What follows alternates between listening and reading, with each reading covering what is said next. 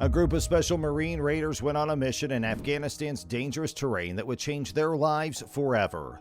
On March 4, 2007, a well-planned action by the MARSOC Fox Company turned into chaos and a plot. This exciting story takes us on a journey of courage, betrayal, and redemption as we learn about the shocking turns of a complicated ambush, different reports, and the relentless chase for justice. In the rugged and perilous terrain of Afghanistan, a highly skilled and elite group of Marine Raiders, part of the MARSOC or Marine Corps Forces Special Operations Command, embarked on a critical mission on March 4, 2007.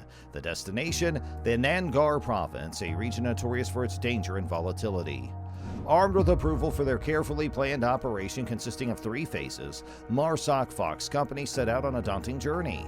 As they traversed eastward through treacherous landscapes, passing through Badika and braving the snow and mud-covered Tora Bora Mountains, their objective was clear: to find strategic insertion points along the mountain's base for future reconnaissance patrols. However, fate had a different plan for these brave Marines. Unable to locate viable options for insertion, they were forced to retrace their steps, heading back towards Jalalabad airfield via Badikat. The intention was to gather essential intel from local elders, crucial in their ongoing fight against the insurgency plaguing the region. But as the Marines made their way back, the unthinkable occurred. Without a warning, a vehicle appeared out of the shadows and violently collided with the second vehicle in the convoy. The deafening explosion that followed sent shockwaves through the unit, unleashing an ambush of unimaginable complexity. The attackers, striking from multiple directions, encircled the Marines, and chaos erupted amidst the flames and gunfire. In the face of overwhelming danger, the Marines demonstrated extraordinary courage and resilience. Fueled by their training and unshakable commitment to their mission, they fought relentlessly to break free from the deadly ambush. Despite the harrowing ordeal, they miraculously managed to escape, leaving behind a scene of destruction and one Marine wounded by shrapnel. This gripping account of the ambush in Afghanistan highlights the exceptional bravery and skill displayed by MARSOC Fox Company in the face of an unimaginable crisis. But their journey was far from over.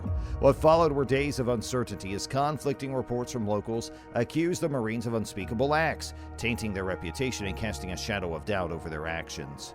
In a tumultuous aftermath of this tragic incident, the Marines faced not only physical dangers, but also the daunting challenge of clearing their names and restoring their honor. The road to redemption would be paved with investigations, allegations, and the unwavering pursuit of truth. In the aftermath of the harrowing ambush in Afghanistan, MARSOC Fox Company faced a nightmare of conflicting reports and damning accusations that shook the very foundation of their honor.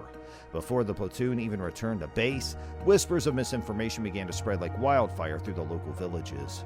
Villagers made shocking claims alleging that the Marines had lost control, recklessly gunning down innocent civilians in a state of frenzy.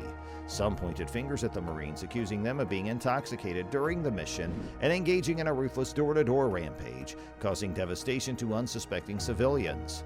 To add to the mounting chaos, the most disturbing accusation was that the entire ambush was nothing more than a fabrication by the Marines. The claim suggested that there was no explosion from a vehicle collision, and the Marines had concocted the story to justify the alleged slaughter of civilians. These false and malicious accusations painted a distorted image of the brave soldiers of Fox Company, casting doubt on their integrity and heroism. The weight of the allegations tarnished their reputation and left a dark cloud of shame looming over them, overshadowing their past successes and sacrifices. The gravity of the situation was not lost on Colonel John Nicholson, the Army commander in the region. He recognized the severity of the incident as it reflected poorly on the reputation of the Americans who had been striving to protect Afghanistan and its people. In a sincere gesture, he extended an apology to the local population for the unfortunate incidents that transpired. As the dispute escalated, the Marines found themselves grappling not only with the physical aftermath of the ambush, but also with the psychological and emotional toll of defending their name. The journey towards justice and redemption would be long and arduous, testing their resilience and unwavering commitment to the truth. In the wake of the distressing ambush and the ensuing accusations, the United States government sought to address the grievances and provide compensation to the alleged victims and their grieving families. To this end, cash payments were offered as a gesture of acknowledgement and reparation. However, despite rigorous investigations, the true extent of civilian casualties remained shrouded in uncertainty, leaving the final toll unanswered. As the controversy persisted, the Marine Corps took a decisive step towards seeking clarity and justice.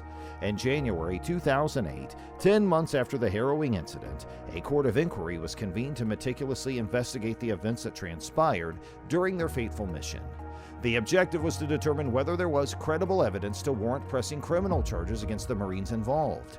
The court proceedings extended over a grueling 3-week period, taking a profound physical and emotional toll on the 7 Marines who were at the center of the inquiry. During this time, they faced the relentless scrutiny of the investigation, leaving them vulnerable to the weight of uncertainty and the immense pressure of the proceedings.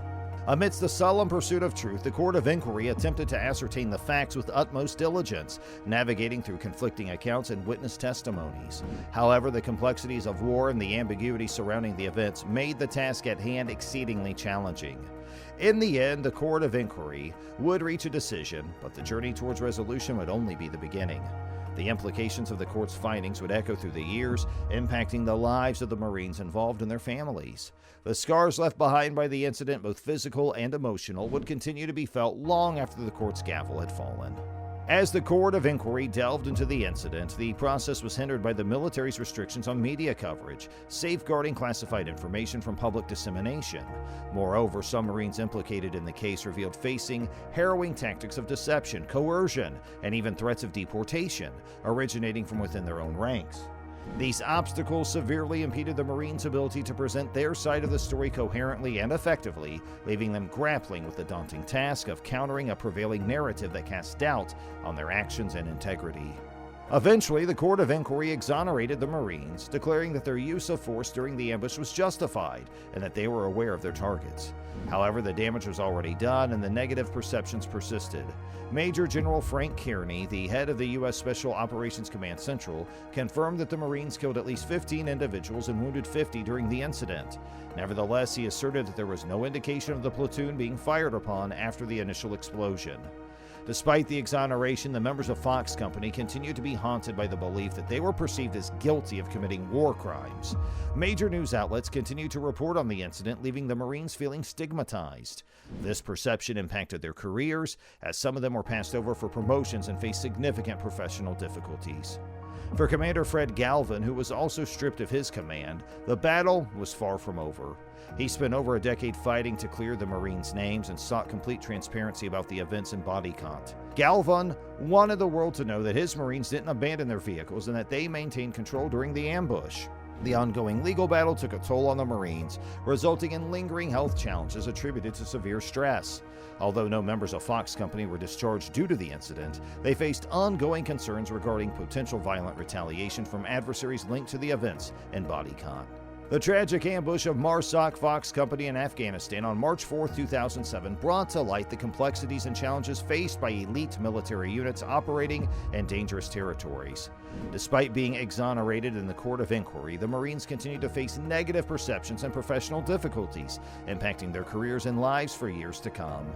The incident serves as a sobering reminder of the complexities of war and the importance of clear and transparent investigations to uphold the integrity of military personnel and protect their mental well-being.